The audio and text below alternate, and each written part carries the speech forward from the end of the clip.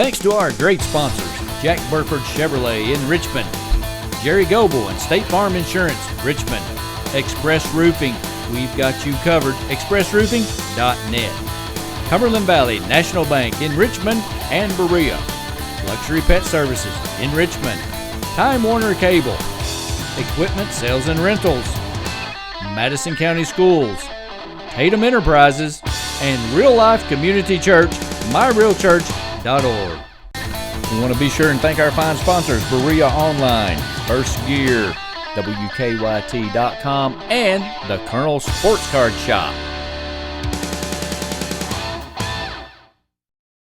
A shout out to another great sponsor, Journey Auto and Boat Sales in Richmond. And welcome to another great sponsor, Kentucky Farm Bureau Insurance, Chris Hornsby in Highland Park. Welcome to the Coach Mark Thinner Show. Hi, I'm Samantha Burford with Madison County School Sports Television. We want you to watch the Coach Mark Thinner Show. We look forward to seeing you on Madison County School Sports Television. Okay, that's it.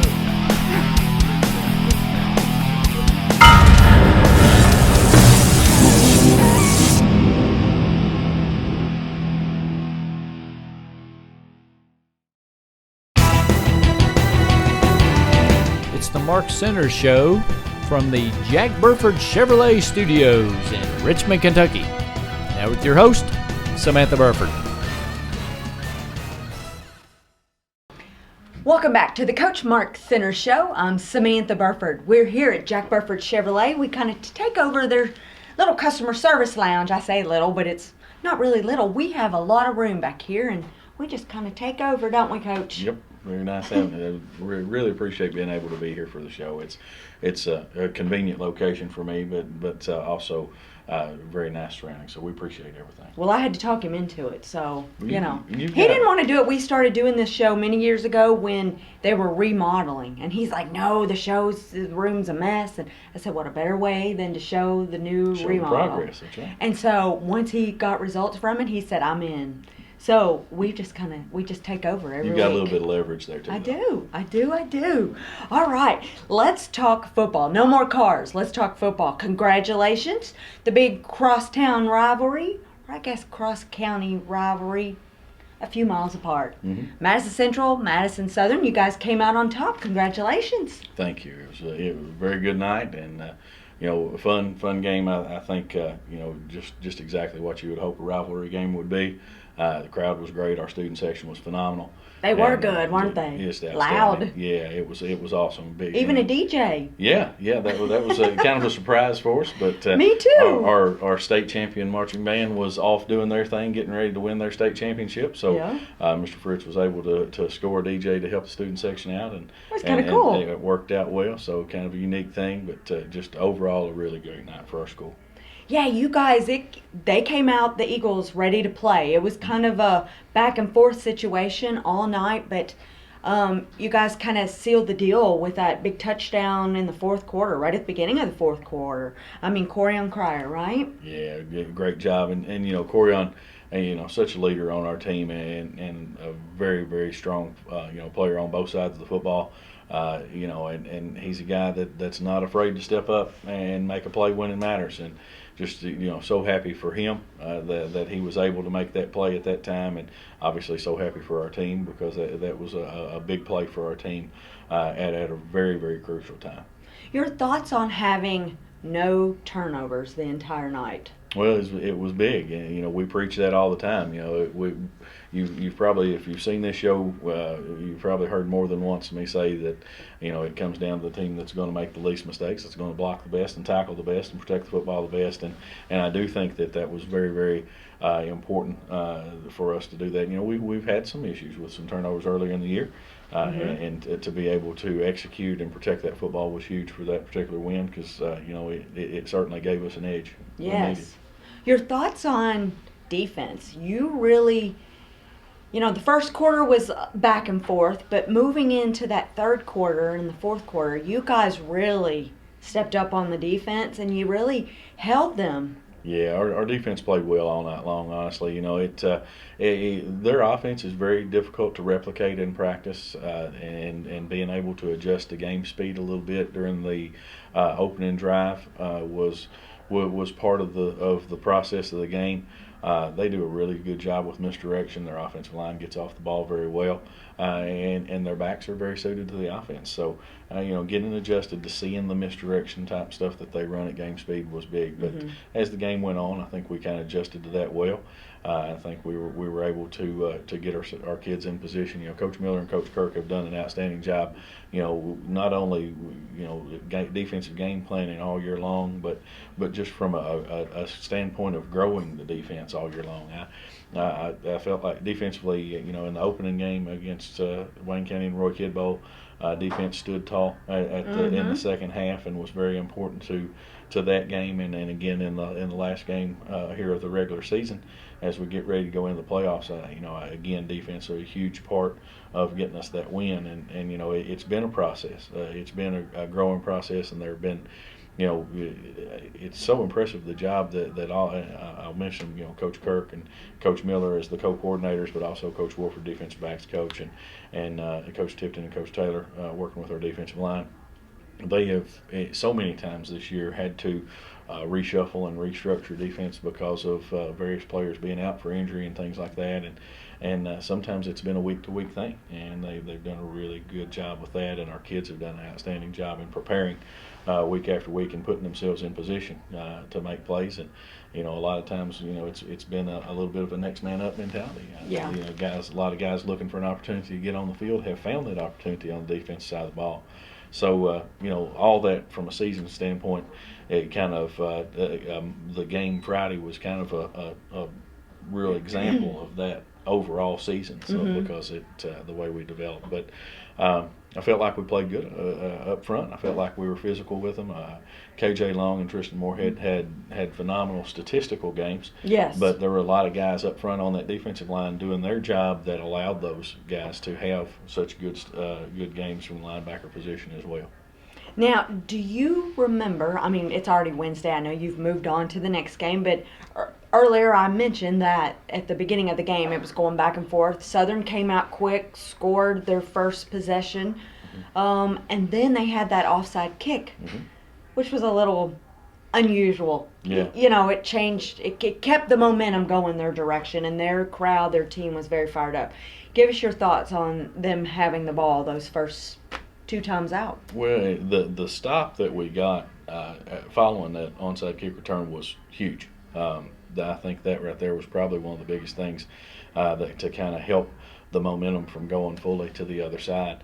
We knew coming in that the onside kick and the pop-up kicks and squib kicks was a very big part of their game. It is, They've done that all year and are very good at it. It definitely adds some pressure to it. Honestly, we probably kicked 30 or 40 onside kicks at our guys during special teams practice during the week, and just to get them prepared. To try to get them prepared, and Southern still had some success doing it. And it's just it really kind of makes it how the ball bounces. And in high school, there's a little bit more of an advantage to it than perhaps at some other levels, because when the offense recovers, if the offense recovers, they can't advance it, but so they can focus solely on recovery. Yeah. And so it's tough to defend, but definitely the stop that our defense got following that first onside kick was big. Right. Now, if you read in the papers or if you hear the interview, when I interviewed Coach Clark at halftime, there was a couple of calls that in the first half he wasn't really thrilled about. And being politically correct, we can't say blah, blah, blah about bad things about the refs. It happens every game. But I want to hear your thoughts, and I'm sure everybody else does too, on how do you get your team to handle certain situations like that? Because you're right. I think it was a fumble, right down there in front of you guys. You guys ended up with the ball. They thought they had the ball. Give us your thoughts on that. Well, those things happen, and as the course of the season has went along, we've certainly had our share of things that could have gone the other way. And bottom line, it is what it is in the grand scheme of things. In my experiences, I've always felt like if I get And I tell our players, I tell our coaches for that matter, it's my job to take care of communicating with the officials. It's your job to stay focused on the game and the game plan and take care of that. But I've always found in my years as a head coach that if myself or my staff gets overly wrapped up in the officiating side of it, then it's easy for our players then to lose sight of what their objective is the goal. And focus more on the things that they can't control. And that is true. We can't control what the officials do. Right. We can't control that, but what we can control is how we respond to it, and hopefully our players can control how they respond to it. And again, I'll be the first one to tell you, I've had my shares of disagreements with officials' calls, and that's part of it. That's part of being a head coach. But at the same time, you have to continue to play the game and continue to get after it. And it's not always going to go your way. It's not always going to go your way. And you got to battle through and to be honest about it. And it's probably easy for me to say sitting in this chair, but I felt like the game was pretty well officiated. There were a couple things that I disagreed with. If you were to interview the officiating crew, they would probably very, very quickly tell you, now, Coach, there are a few things that you didn't like, and that's absolutely true. But from an overall standpoint, I felt like that it was a veteran crew. That you could tell it was not their first rodeo in handling an intense rivalry type game with a lot on the line. And I felt like for the most part they allowed our kids to play and settle the game on the field. And as a head coach, that's what I want. Right. As a head coach, I want the players to decide the game on the field, and I felt like that happened. Yeah. Well, good. I think that's a wonderful answer. All right, let's keep talking about some of the players. I know we talked about Corian. Let's talk about your thoughts on Landon White. Wow, what a great! Every week he just seems to. I don't even want to say improving. He's been great all season. He has. He's been steady, and he has steadily improved. I think. If he keeps working and doing the things that he's doing, I think you will continue to see him steadily improve. He's got a lot of talent, and he came up big for us a couple times there. Oh, he did, didn't he? And he's actually, I think, our leading scorer on the night with 9 points, and that's but again, that's a very important weapon for us to have because. There's no question we would have liked to finish a couple of those drives off with touchdowns, sure, but and it's funny that it circles around at this point in the conversation, but the huge offensive pass interference call on John down in the end zone as we were driving to score, which was looking back on film, I see why they made the call. Yeah. And I was looking at it on film, so if as it happened bang bang on the field. They made the call and it was what it was, so we had to settle for 3 on that drive. But it certainly is good that we were in position, that we were able to go for that field goal and get that one knocked through, and that definitely it helped us. It helped seal the deal. With the early one right after we kicked that one is when I think it was Skidmore 8 almost took it to the house on the kickoff return. Yes. Which was a huge momentum swing, and that we knew that guy had some wheels, and he's fast. They've got 2 or 3 kids that can run really well, and it was good that we had those 3 on the board, and certainly that came in huge later, and we were able to tack 3 more on and get the final distance. But it was very good that we were able to get those field goals. They're at key times in the game, and Landon stepped out there and knocked them through, just like we know he will. That's why we work special teams as heavily as we do each day and each week in practice. Well, when I came off your interview and came back up, after halftime, and he comes out early, practices some of his kicks, you can hear people in the stands going, that's like a 45-yard, that's a 50. They're looking where he is, and he's knocking them in. So no one questions when he gets out there how far he could kick it and nail it. Yeah. I think some of our coaches were kind of laughing. I think it was the Clark County game where they were the stands were convinced that we were faking because when we lined up for, I think it was a 46-yarder there, and he's got the leg for it. He's doing a great job. He's hit a 55-yarder in practice once or twice, and certain days he's hitting them pretty well. So it's a great thing to have, and really glad that I think that'll be something important for us as we continue to move forward in the playoffs. It's a great weapon to have in the playoffs, and glad we have him for another year.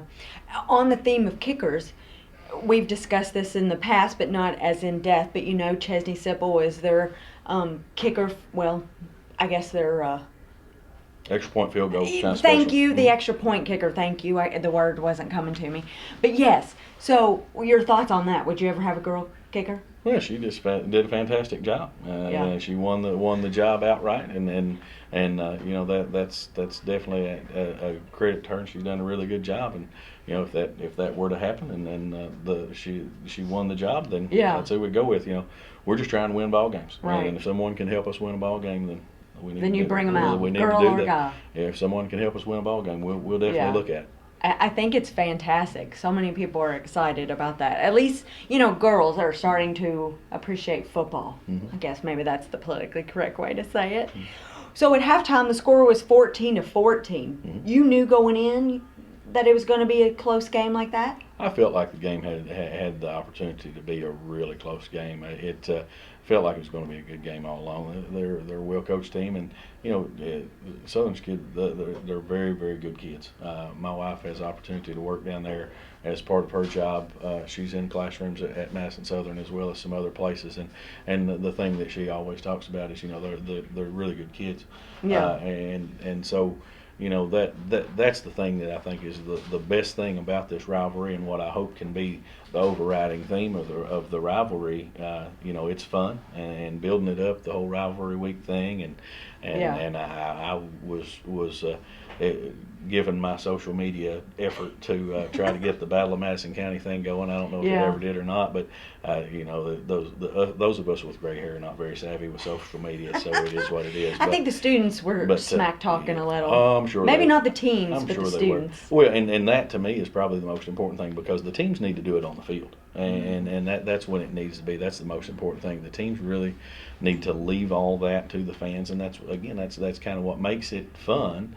Is let all that stuff happen, but the teams have to settle it on the field. And again, I feel like that we can have a great rivalry and an intense rivalry where both teams want to win as much as anything. But now that it's over, I feel like that it's important that we pull for each other in the playoffs, and hopefully Madison County as a whole, both of us can make a deep run in the 5 and 6A playoffs and do well and pull for each other and encourage each other. And absolutely, we want to beat them as bad as they want to beat us. There's no question about that. That's the great thing about the rivalry, but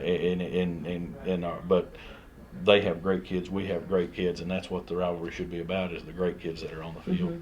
And a lot of the players know each other. Sure. I think we've talked about that in the past too. They all have grown up playing youth league football together, Yeah, so or a lot of possibly in middle schools together. A lot of them have played at the younger levels, and it is kind of different now. When I was growing up, you didn't know a lot of people from other schools. You might know a few from here and there, Yeah. but you didn't, and you more than likely certainly didn't go hang out with them very Right. much. But now with social media, yeah, I mean, they all know each other. They've all got there's a lot of interaction and things like that, and that's good. I mean, there's Yeah. certainly some good things that come from that too. But yeah, it's good for the kids to have.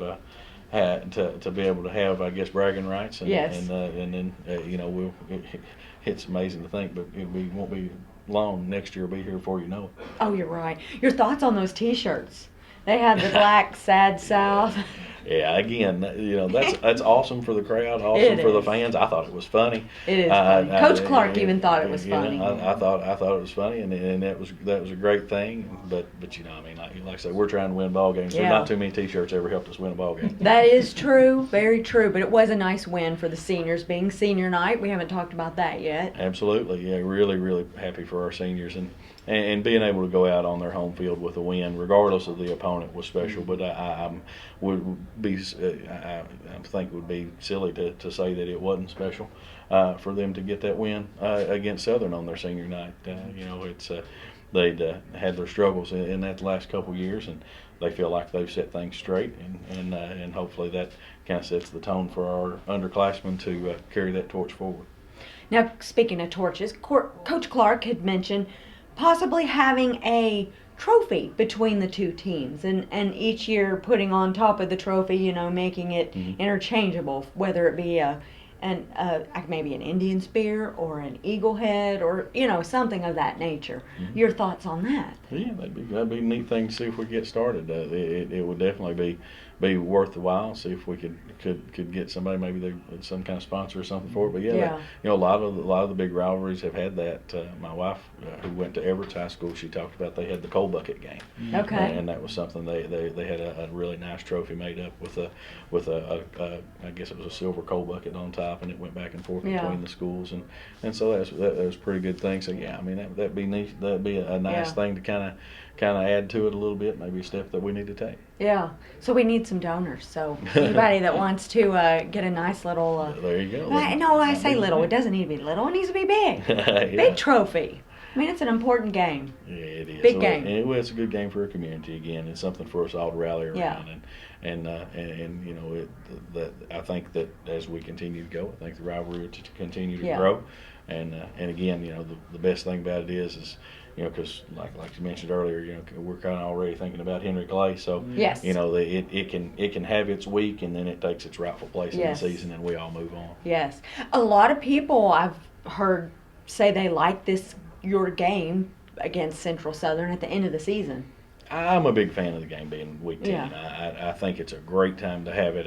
I think that we've talked before about how the week 10 games are sometimes difficult. Hopefully from an administrative standpoint, I think the thing that's really going to be the determining factor of this 2-year contract is kind of in place, but in future contracts is for the administrators is if we're able to put people in the stands. I think that's probably the most important factor as far as the timing of the game is having a good crowd. So because it is, you have to be honest in this day of money being a very important factor in everybody's programs. We have to be most advantageous for the money making side of the game in order for it to be beneficial for both schools. Right. So hopefully we can get some big crowds and because I really do like the game being at the end of the season. I like the placement of it. Will let you get your district play underneath you. There's already enough I guess excitement and perhaps stress and those type of things at the beginning of the year, and so it lets you kind of get through that and get through the district schedule and have an opportunity to play at week 10. I think it's a perfect spot, but we'll see how it goes. Okay. Now somebody had mentioned to me that because I always get people saying, ask him this. Now, did you play for Southern? I did. Okay, that's what we Blue thought. and green. So, your thoughts on them having their first district title in 27 years of the school history? What do you think about that? Well, I'm really proud for them. I know that the work that has gone into it, and I'm sure that it's a special thing for those guys that it's something that they're going to be able to hang on to. The district back many years ago, when Glenn Green was my head coach at Southern, we were in a pretty tough district. We had Rockcastle in their heyday, and Corbin was awfully good, and Somerset, and Middlesboro, and Wayne County, and us, and it was a very tough 16 district in 2A, and as things have progressed, of course, Coach Elkin had some really strong years there right after that, and there have been a lot of good football teams, there that for it to be their first.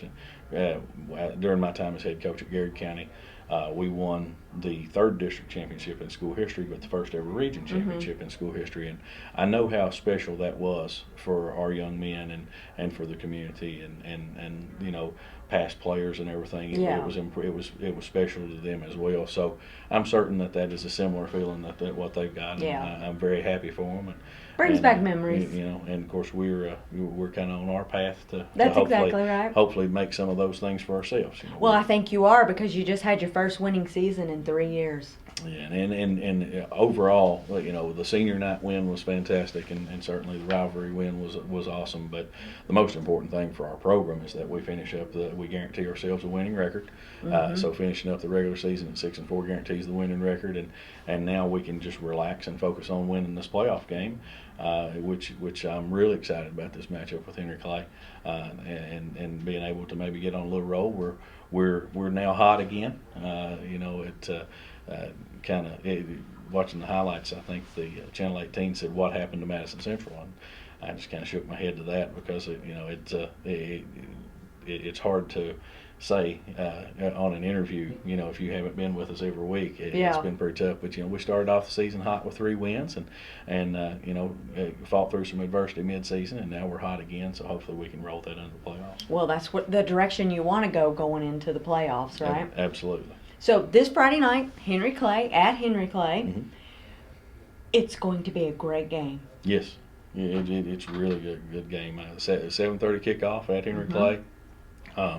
The details of that's all going to be ironed out right now. I think it's going to be $6 for adults, $4 for kids, and I really like the matchup. They're a very talented team, especially offensively, a very talented team. Number 6, Joquise Buford is their top running back. He's a really, really talented runner, got a lot of speed. And then number 9, Devontae Robinson, he's a University of Kentucky commit. Primary plays free safety, but he'll carry the ball on offense. He's a big play threat on offense when he carries the ball. So, we feel good. They've defensively, they've been really, really strong at times, and they've given up some points at times. So I think it's a very even matchup. I think we have the firepower offensively to match up with them, and defensively, I think that we're starting to play very well here at the right time. So really excited about this game Friday night, and that's what we want the expectation to be for our program. And we've talked before, everything we do is set up for us for playoff success. That's what we're trying to go for, and obviously you have to have regular season success to get things right into the playoffs. Mm-hmm. But the goal is to win playoff games and make that march towards a state championship one of these days. And you got to win in the first round before you can proceed. So that's exactly right. This is a big one this Friday.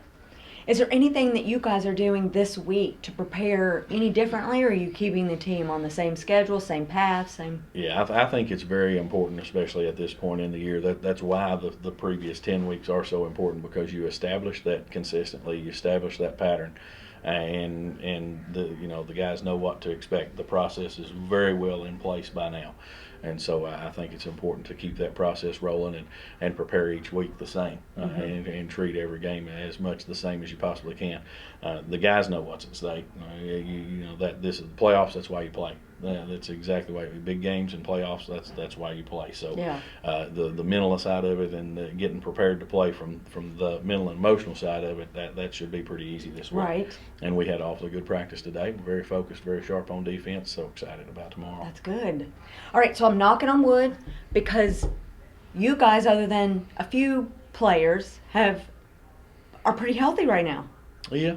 For the most part. I mean, you got Blake Gross that's out. Yeah. Cody Kidd. Yeah, and there's one more, right? Hunter and Blake had been out with the ACL since early in the year, and then Cody has been banged up here, and he's trying so hard to get back. Will he get back in Friday night? I talked to his mom. She's hoping. It's hopeful, but it's something that we just have to take day by day, really, and then kind of see how things are going, because let's be honest, he had a fracture in the leg, and a 3-week turnaround for the fracture is a pretty quick healing time. So we'll see. But he wants out there bad. He wants out there so bad, and that's why we want him out there, because of that reason. Mm-hmm. We don't ever want to put somebody out there not ready to go, but he wants out there so bad. So I promise you this: if he's able to go, he'll go. Yeah, especially him being a senior. Mm-hmm. He wants back out there. Oh yeah, he wants. It's in his blood. It is. He's a great young man, fine young man. Instead of blue and red, he probably has a lot of maroon blood in him. Yeah. A lot of EKU blood, I would think. Yeah. But it was good to see his grandparents and his whole family out there with him for senior night, so walking him out. I know they're proud. Absolutely. And again, just hitting on senior night one more time, I felt like senior night went off well, and it was great seeing the guys and their parents walking them out at halftime and being able to shake their hand and just thank them for the time that their sons have given to our program. It was a very good night. Yeah, and not only did the football team get to go for senior night, but you also had the cheerleaders, you had the dance team, and then we had the state champion girls golf team. So that was a nice way to end the evening. Oh yeah, fantastic. As far as the ceremonies. Fantastic group. Yeah. Coach, I've gone through all my stats. I've got a few more players if you want to mention them, but we talk about Hardin a lot, but anything else that you want to add? Well, you know, a lot of players stepped up. Evan Harris stepped up and had a big week last week. Sophomore coming in, you know.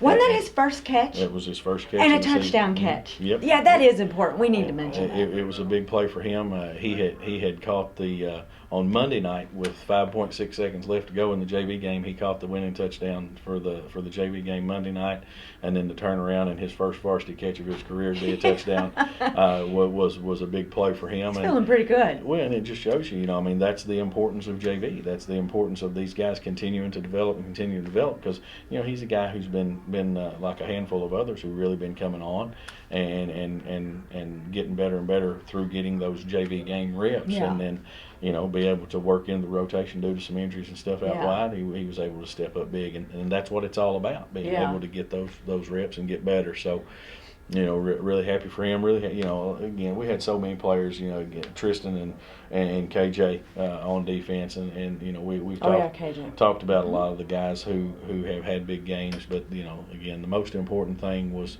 really just you know, being able to get that win and be ready for Henry Clay here. That's Henry Clay. You know, this is a huge game for us. We've got quite a bit of history, quite a bit of tradition in not only regular season and playoffs with Henry Clay. Back in the early 2000s, Henry Clay was a consistent district opponent, and we would see them every year in regular season in district, and then usually we would meet them again in the playoffs. Right, but we haven't played Henry Clay this season, have we? Right, yeah. Didn't have them on the regular season schedule this season, so it's you know, I feel like it's an important time to take a real good shot at Henry Clay here in the playoffs, and again, they're a fantastic football team. They're 6-4 like we are. They played a very difficult schedule as we did as well. But you know, and Coach Simpson, of course, been head coach over there for a long time. He's won a lot of games at Henry Clay and done well. But we feel good about the matchup, and we're very excited about the opportunity to get a playoff win and keep marching on. I agree. I think no better way to end the season than to keep. I mean, that's always the goal. We always talk about it, that in your preseason show is the goal, to make it and win a playoff game. So, be fantastic. The playoffs is what the teams are always remembered by. So now's the time to really turn it up. All right, Coach. Good luck. Thank you. I think it's going to be a big win, a big W. Can we do it? Yeah, we can do a big W right there. Right. I'm calling it. I'm going to call it early, like the election. He voted. I already took my sticker off, so it was a good day. Absolutely. So everybody here has been watching the election results. So we'll. You gonna predict anything or no? No. Just the winner? Yeah, I voted for the winner. You voted for the winner. I'm sure I voted for the winner. We're voting for Madison Central. There you go. Perfect. All right. Thanks for watching the Coach Center Show. I'm Samantha Burford, and we want to wish them great luck this Friday night. All right. Thanks for watching.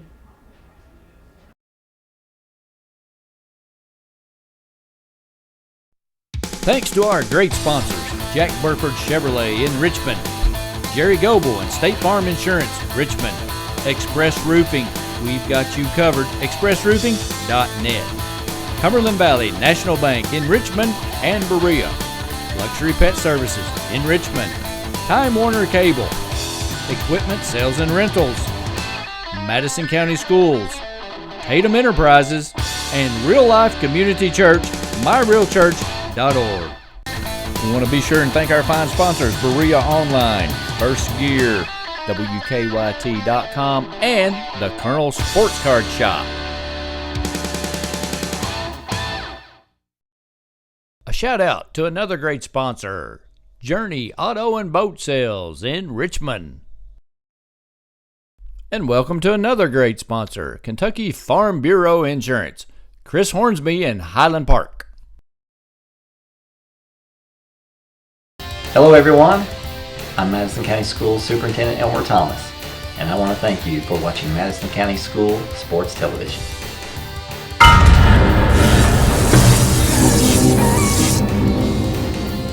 Follow Madison County School Sports Television on Twitter, or like us on Facebook, MCHS TV, and of course, watch all of our videos on YouTube.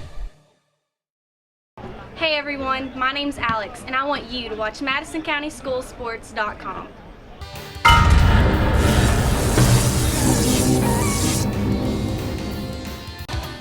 The following is in smokeless tobacco: cadmium, formaldehyde, lead, nicotine, nitrosamines, polonium-210, hydrazine, benzopyrene, and uranium-235. Don't be a dip. Don't dip.